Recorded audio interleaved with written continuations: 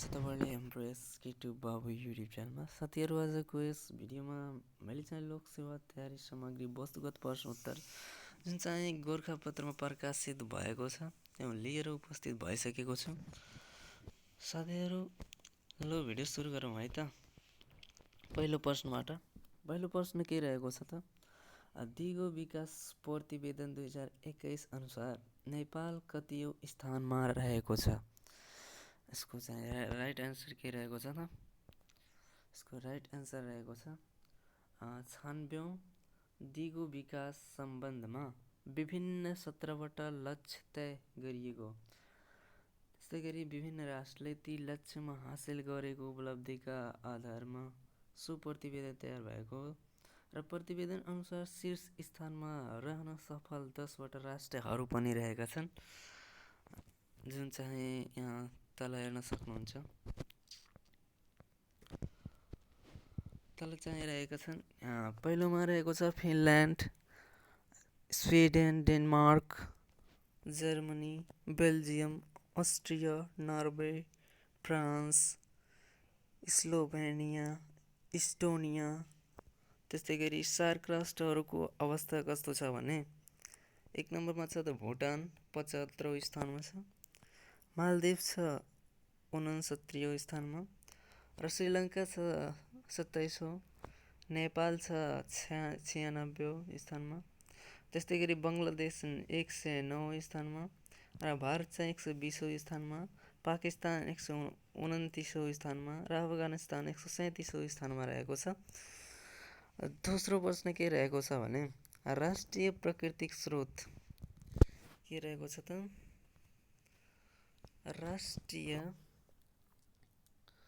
राष्ट्रिय प्राकृतिक स्रोत तथा वित्त आयोगद्वारा 2078 फागुन 18 मा सार्वजनिक स्थानीय सरकारको कार्य सम्पादन मूल्याङ्कनमा कर्णाली प्रदेशकै पहिलो स्थानमा रहन सफल स्थानीय तह कुन हो?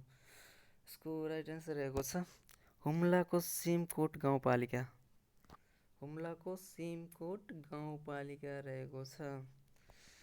त्यस्तै गरी यसको सम्बन्धमा केही कुरा भन्ने हो भने, कार्य सम्पादन मूल्याङ्कन सम्बन्धी प्रतिवेदन सिमकोट गाउँपालिकाले 75.31 अङ्क ल्याई पहिलो स्थानमा ओगट्न सफल भएको छ र प्रतिवेदन अनुसार पहिलो 5 स्थानमा रहेका स्थानीय तहहरूलाई मैले क्रमशः यहाँ देखाउन गइरहेको छु।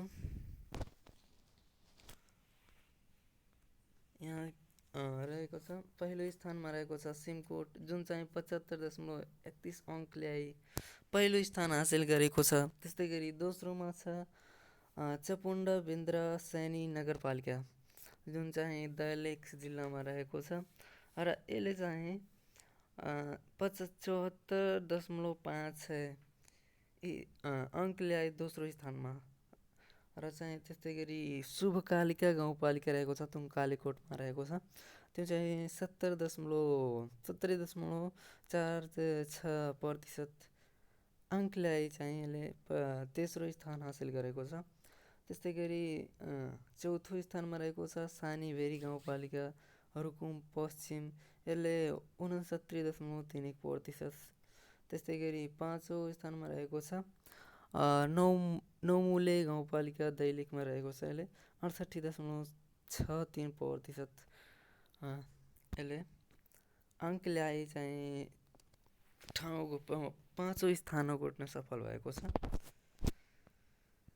त्यस्तै गरी तेस्रो प्रश्नतर्फ लागौँ। तेस्रो प्रश्न हाम्रो यस प्रकार रहेको छ। तेस्रो प्रश्न रहेको छ, किराँत समुदाय सांस्कृतिक अवस्थाको एक महत्त्वपूर्ण केन्द्रका रूपमा रहेको खुवालुङ्ग कहाँ पर्दछ? यसको राइट एन्सर रहेको छ भोजपुर, धनकुटा र उदयपुरको सीमा क्षेत्रभित्र। त्यस्तै गरी चौथो प्रश्न रहेको छ, फादर अफ बायोडाइभर्सिटी भनी चिन्ने प्रसिद्ध वैज्ञानिक इको विल्सनको निधन कहिले भएको हो? यसको राइट एन्सर रहेको छ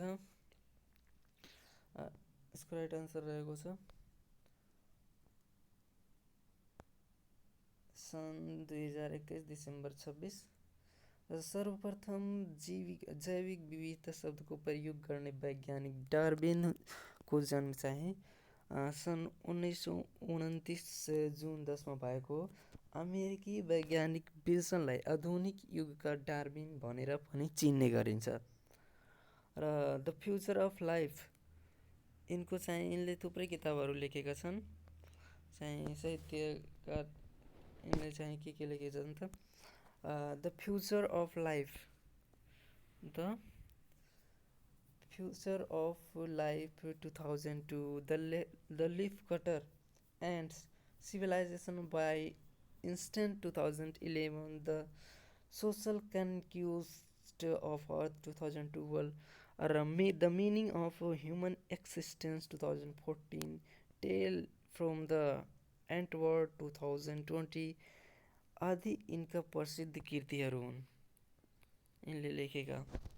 त्यस्तै गरी पाँचौँ प्रश्न हाम्रो के रहेको छ त?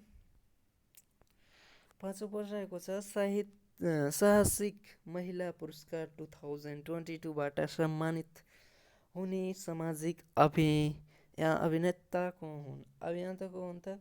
भूमिका श्रेष्ठ हुनुहुन्छ। को हुनुहुन्छ त? भूमिका श्रेष्ठ हुनुहुन्छ। र चाहिँ यिनी चाहिँ अमेरिकी विदेशी मन्त्रीले 112औं अन्तर्राष्ट्रिय महिला दिवसका अवसरमा श्रेष्ठ सहित विभिन्न देशका 12 जनालाई सो अवार्ड प्रदान गर्न निर्णय गरेको र श्रेष्ठले सन् 2007 देखि नेपालमा लैङ्गिक अल्पसङ्ख्यकको अधिकारका सम्बन्धमा कार्य पनि गर्दै आएकी छिन्।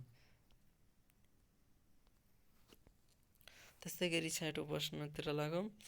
6औं प्रश्न हाम्रो रहेको छ पहिलो पटक युएनओमा भिटो प्रयोग गर्ने राष्ट्र कुन हो? यो प्रश्न धेरै पटक लोकसेवामा सोधिसकेको छ। के हो त? रुस हो। जुन चाहिँ अहिले रुस र युक्रेन बीच युद्ध पनि भइरहेको छ। ठुलो राष्ट्र हो रुस। यो चाहिँ यसले के गरेको छ त? युएनओमा पहिलो पटक चाहिँ भिटो प्रयोग गरेको छ रुसले। र रुसले सन् 2022 फेब्रुअरी 25मा भिटो प्रयोग गरेको हो। रुसले सन् 2022 फेब्रुअरी 25मा चाहिँ भिटो प्रयोग गरेको हो। र रुसद्वारा युक्रेनमाथि भएको आक्रमणको विरोध गर्दै रुसी फौज तत्काल फिर्ता लिन माग गरिएको सङ्कल्पमा सुरक्षा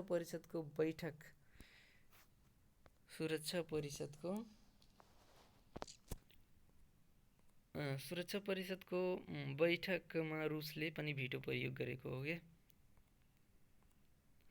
त्यस्तै गरी रुसी आक्रमणको गम्भीर निन्दा गरिएको सो प्रस्तावका पक्षमा सुरक्षा परिषदका 15 सदस्य राष्ट्र मध्ये 11 राष्ट्रले मतदान गरेको थिए।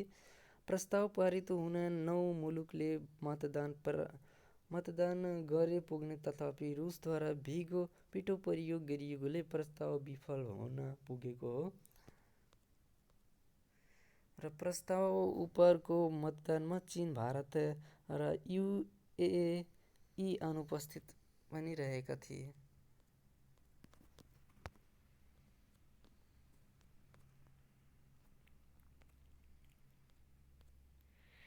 त्यस्तै गरी हामी 7औं प्रश्नतर्फ लागौँ। 7औं प्रश्न हाम्रो रहेको छ कुनै पनि निजामती कर्मचारीलाई दिइने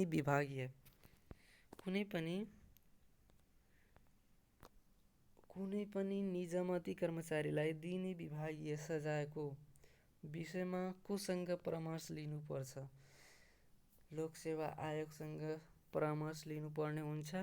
8औं प्रश्न रहेको छ हाम्रो शरीरको कुन अङ्गलाई ब्लड बैंक भनी चिनिन्छ? हाम्रो शरीरको कुन अङ्गलाई ब्लड बैंक अङ्ग भनी चिनिन्छ? यसको राइट एन्सर रहेको छ स्प्लिन भन्ने अङ्गलाई हामीले ब्लड बैंक भनेर पनि चिन्छौँ। 9औं प्रश्न हाम्रो रहेको छ मानिसको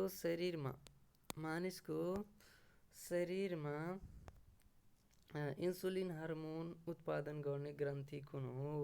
यो चाहिँ प्याङ्क्रियास ग्रन्थि हो। हामीले क्लास 6, 7, 8, 9, 10मा पढिसकेका छौँ। यदि प्रश्न पर्यो। त्यसै गरी 10औं प्रश्न रहेको छ सौर्य ऊर्जा, वायु ऊर्जा, जलस्रोत ऊर्जा एवं ज्वारभाट कुन प्रकृतिको ऊर्जाका स्रोत हुन्? यसलाई हामीले क्लास 10 मा पढिसकेका छौँ। यसको राइट एन्सर रहेको छ नवीकरणीय। के रहेको छ त?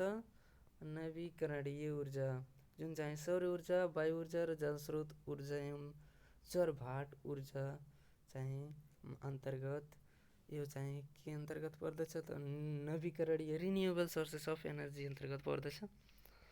त्यस्तै गरी 11औं प्रश्न के रहेको छ त? प्राकृतिक ग्यास, खनिज तेल, कोइला आदि कस्ता प्रकारका ऊर्जाका स्रोत हुन्? यसलाई पनि हामीले क्लास 10 मा पढिसकेका छौँ। यसको राइट एन्सर रहेको छ अनवीकरणीय, नन रिन्युएबल सोर्सेस अफ एनर्जीका रूपमा हामीले लिन सक्छौँ प्राकृतिक ग्यास, खनिज तेल, कोइला आदिलाई, हैन। त्यस्तै गरी 12औं प्रश्नतर्फ लागौँ। 12औं प्रश्न हाम्रो के रहेको छ त? 12औं प्रश्न हाम्रो रहेको छ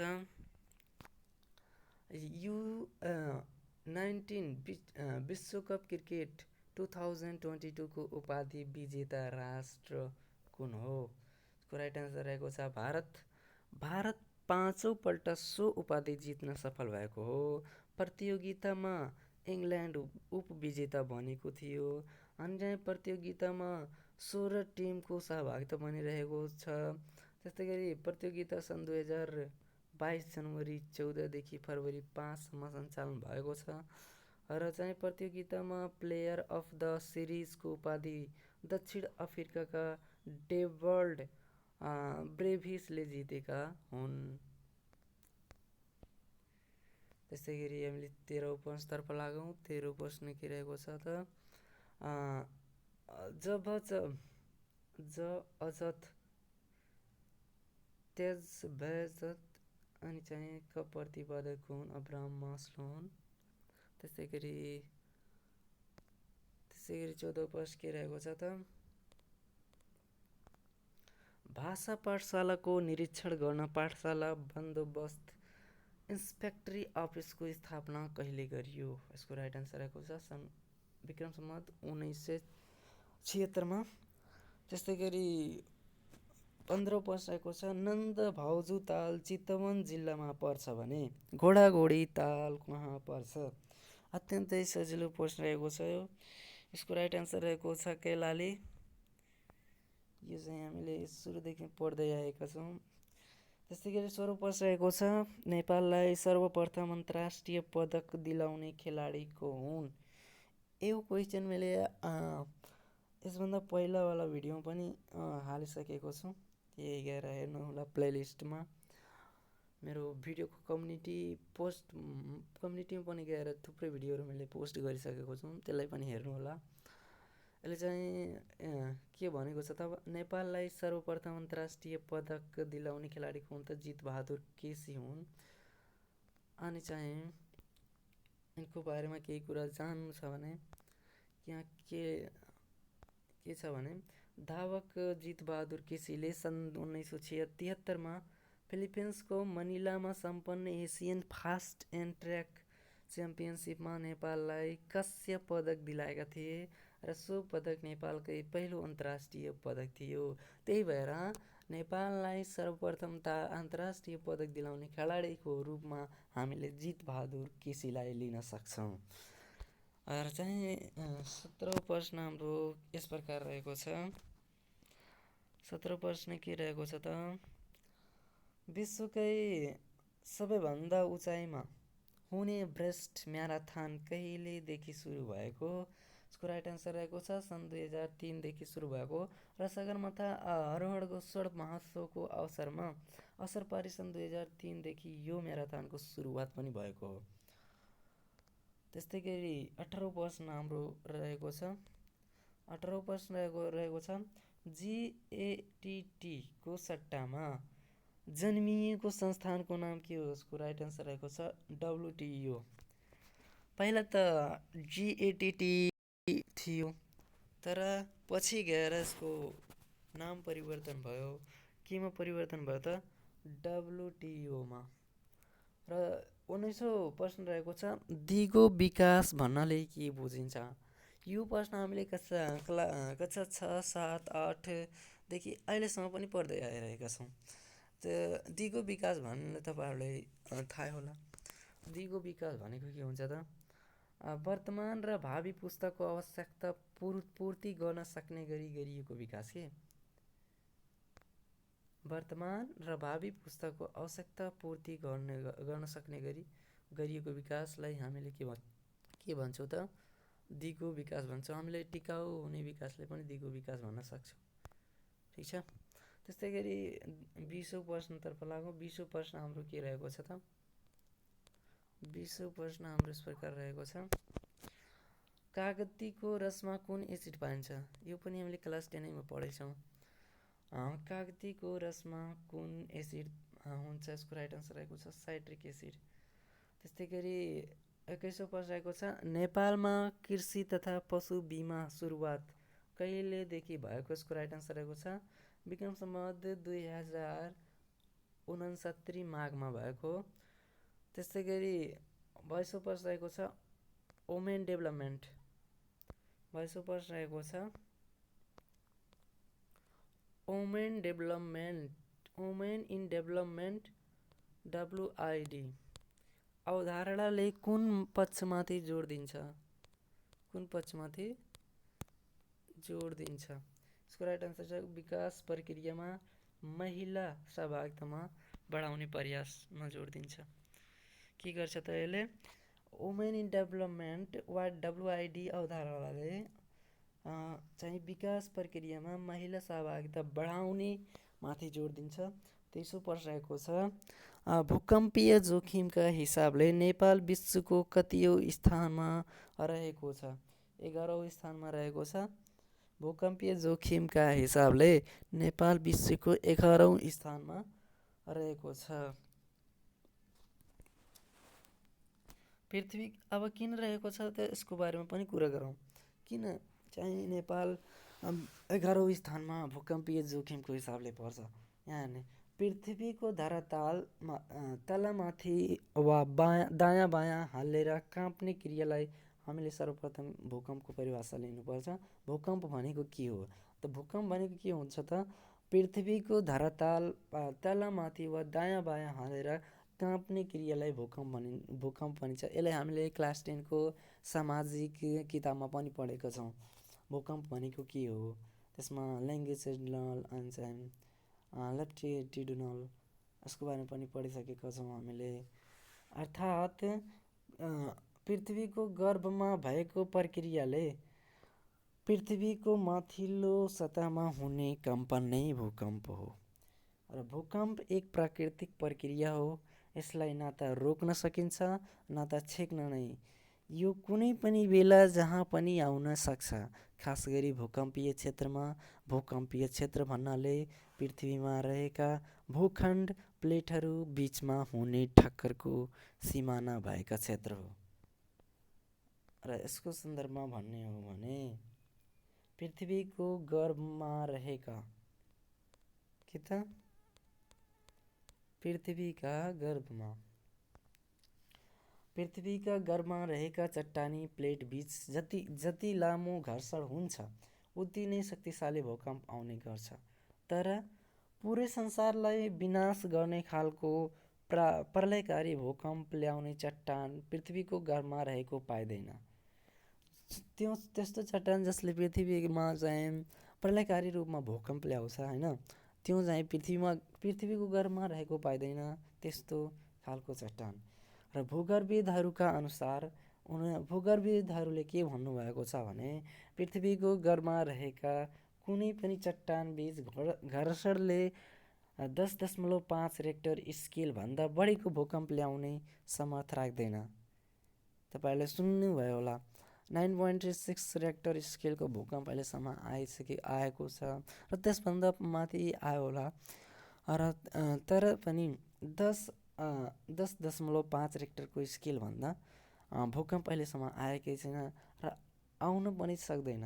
यसभन्दा माथि आउन सक्दैन किनभने यसको रेक्टर स्केल चाहिँ 10.5 रेक्टरको मात्रै हुन्छ। त्यस्तै गरी 24औं प्रश्न हाम्रो रहेको छ। 24औं प्रश्न के रहेको छ त, नेपालको वर्तमान संविधान अनुसार राज्यको कार्यपालिका, व्यवस्थापिका र न्यायपालिका सम्बन्धी अधिकार एवं अवशिष्ट अधिकार समेतलाई के भनिन्छ? पुरा आन्सर रहेको छ राज्य शक्ति। त्यस्तै गरी 25औं प्रश्न हाम्रो रहेको छ, कुन क्रान्तिलाई आन्तरिक क्रान्ति पनि भनिन्छ? कुन क्रान्तिलाई आन्तरिक क्रान्ति भनिन्छ त? औद्योगिक क्रान्ति। औद्योगिक क्रान्तिलाई हामीले यान्त्रिक क्रान्ति भनेर पनि चिन्न सक्छौँ, भन्न सक्छौँ। त्यस्तै गरी 26औं प्रश्न रहेको छ, त्रिफला भन्नाले कुन कुन फललाई बुझिन्छ? त्रिफला भन्नाले हर्रो, भर्रो र अम्ला, यी तीनवटा फल हुन् है। यसलाई हामीले त्रिफला भनेर पनि चिन्छौँ। त्यस्तै गरी 27औं प्रश्न के रहेको छ त, 27औं प्रश्न हाम्रो यस प्रकार रहेको छ, जोसँग सन्तोष रूपी धन छ उही नै वस्तुतः धनी हो, जसको तृष्णा धेरै छ ऊ धनी भएर पनि परम निर्धनी हो भन्ने विचारक को हुन्? अत्यन्तै राम्रो विचार रहेको छ उहाँको। यो चाहिँ शङ्कराचार्यको हो।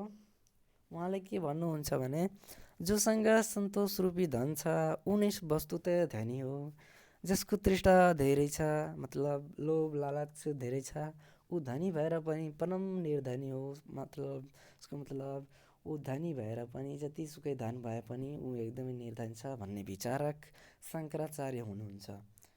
त्यस्तै गरी 28औं प्रश्न रहेको छ, पहिलो विश्वकप क्रिकेट प्रतियोगिता कहिले र कहाँ सम्पन्न भएको थियो? यसको राइट आन्सर रहेको छ सन् 1975मा इङ्ल्यान्डमा।